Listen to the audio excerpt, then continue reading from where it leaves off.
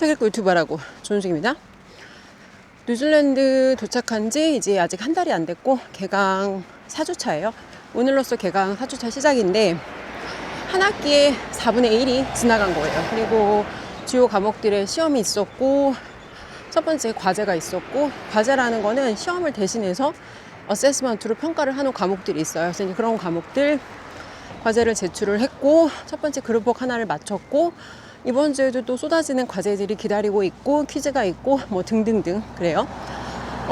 오늘 갑자기 인스타에 예전에 저희 학부모님이던 어떤 분의 일상이 떴어요. 근데 너무 재밌게도 지금 8월이잖아요. 근데 내가 한국에 안 있고 내가 있는 여기의 상황이 한국의 한여름의 8월이면 가장 휴가철이란 말이야. 그죠? 그래서 학원장 시절의 조은숙도 아마 8월 초였으면 어디 해외를 나가 있거나 뭔가 어디 가서 뭐 나름대로 휴가를 즐기고 있었을 거예요. 근데 불과 3년 전, 2년 전에 내가 뭐 하고 있었지, 1년 전에 뭐 하고 있었지를 생각하니까 여기에서 보내는 이 시간이 더 소중하고 감사하고 더 기적처럼 느껴지더라고요.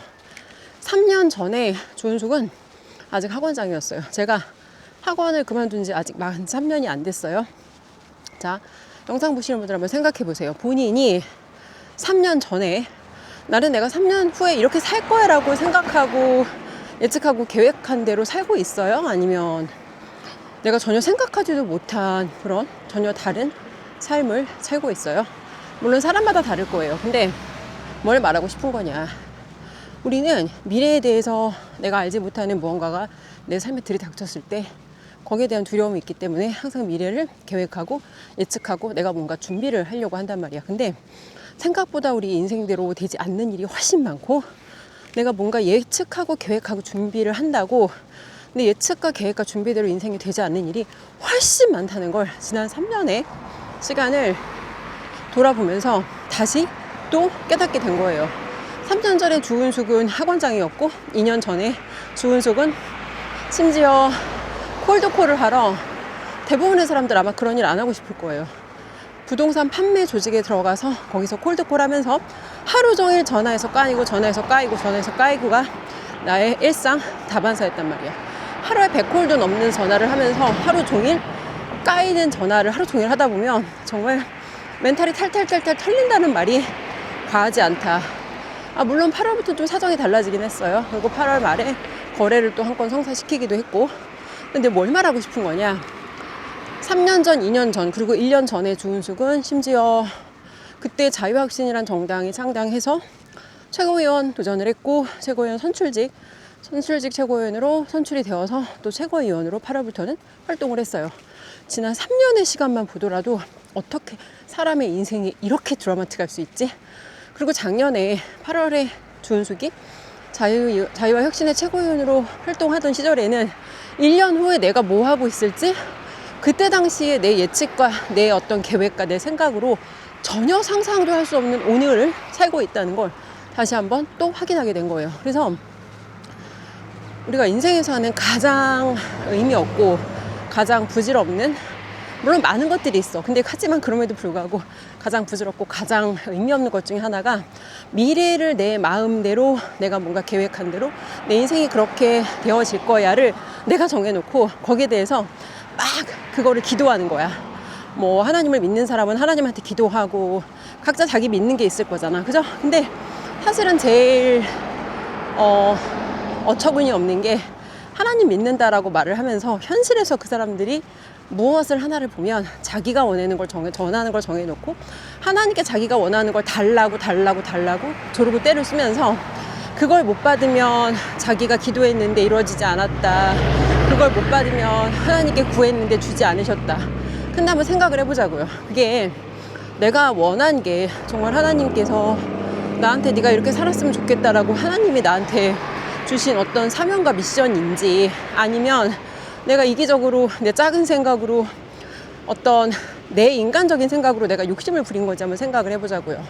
지난 3년의 시간을 보내면서 제가 했던 대부분의 경험, 대부분의 시간들은 뭔가 이걸 했을 때 내가 학원장 했을 때처럼 딱딱딱딱 눈에 보이는 결과가 떨어지지 않는 것들이 훨씬 많았고, 그 여정을 지나가는 순간에는 이게 나한테 무슨 이득이 될까? 이게 나한테 어떻게 앞으로 연결될까가 전혀 보이지 않는 일들이었어요. 근데 그 알 수 없는 무작위성과 변동성과 그 다양한 가변성을 통해서 그런 것들을 내가 경험하고, 또 물론 경험했을 때 우리가 또 한 가지 놓치면 안 되는 게, 우리가 뭔가를 경험하는 이유는 내가 알고 있던 것들을 확인하거나 뭔가 내가 이전에 알지 못했던 새로운 것들을 배우거나, 사람마다 경험의 목적이 달라요.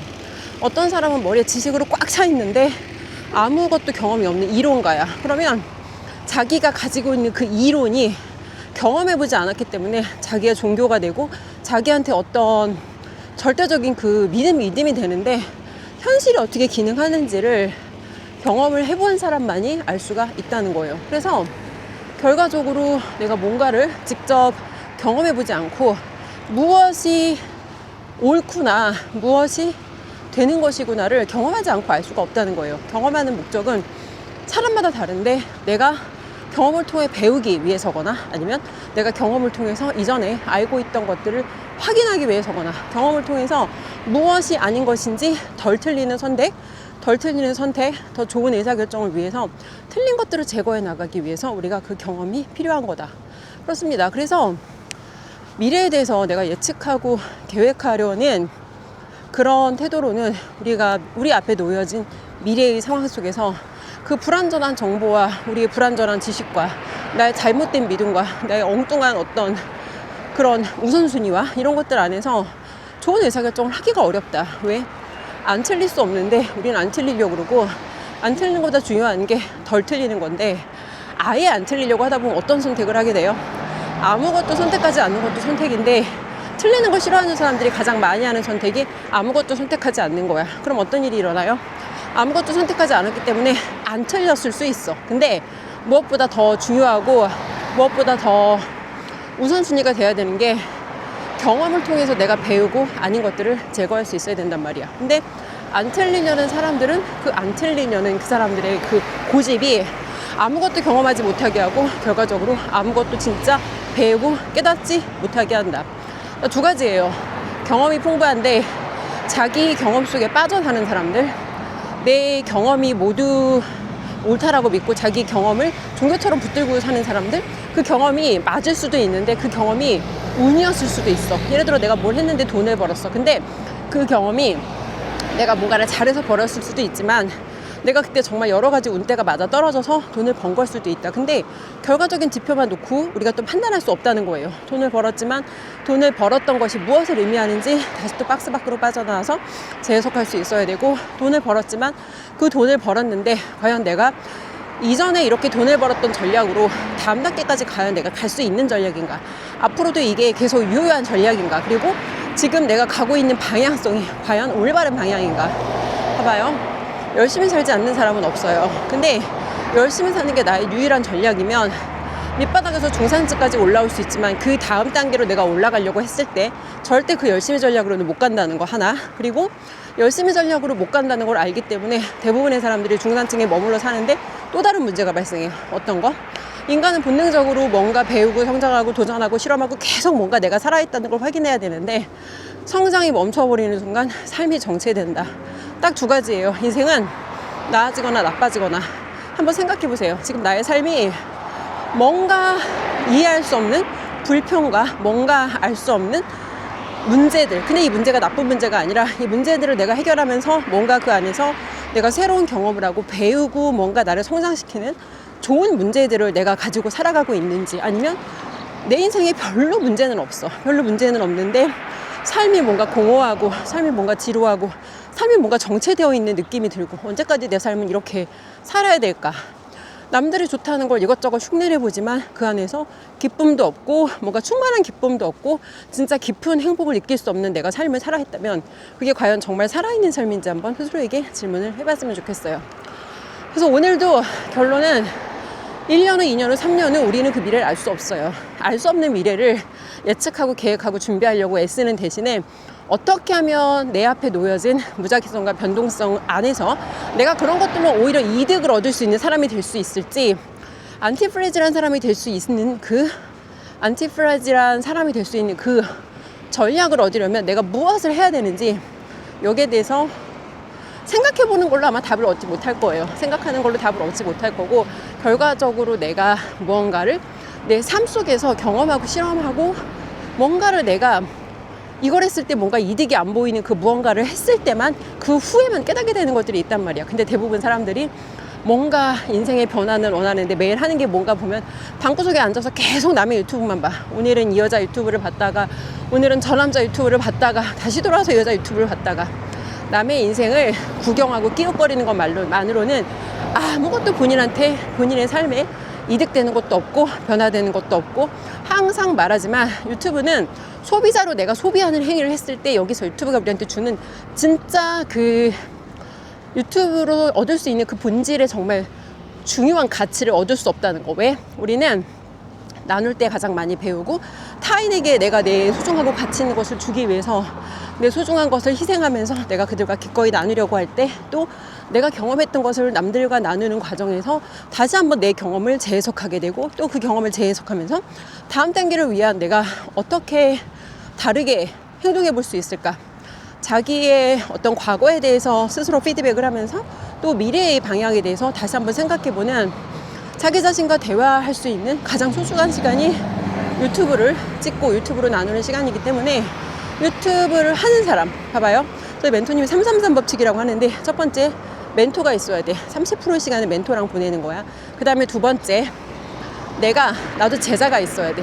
그 제자가 내 고객이 될 수도 있고, 그 제자가 내 자녀가 될 수도 있고, 그 제자가 내 직원들이 될 수도 있어. 뭐가 됐든 간에 나도 누군가한테 내가 배운 걸 나누고 가르쳐야 된다고. 그래야 내 배움이 더 깊어진다고. 그리고 마지막, 나 혼자 돌아와서 다시 내 과거의 시간을 재해석할 수 있는 그 시간이 필요한데, 이런 것들을 가장 잘 활용할 수 있는 그 도구가 유튜브다.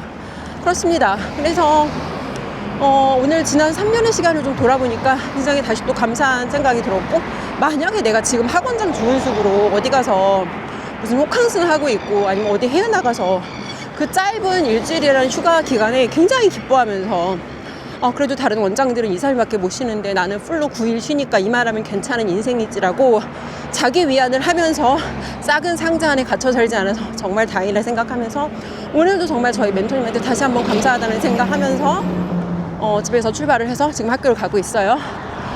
오늘부터 학교에 가서 운동을 좀 하려고 그래요.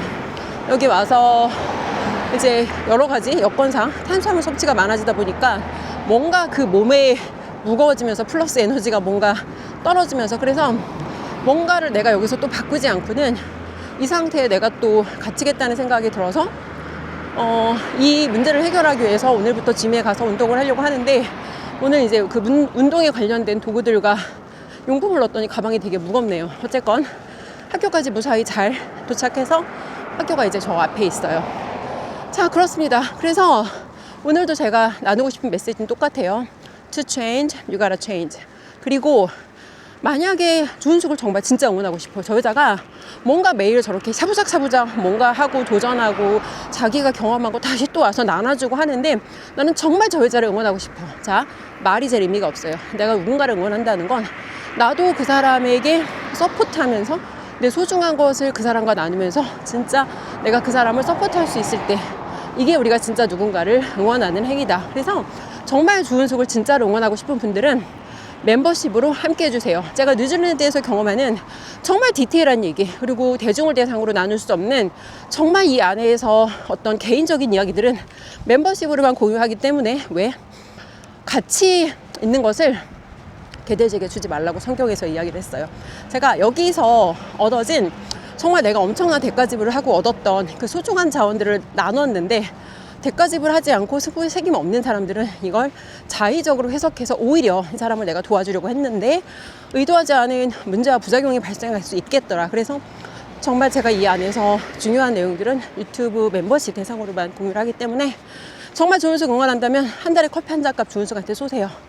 자, 여기까지입니다.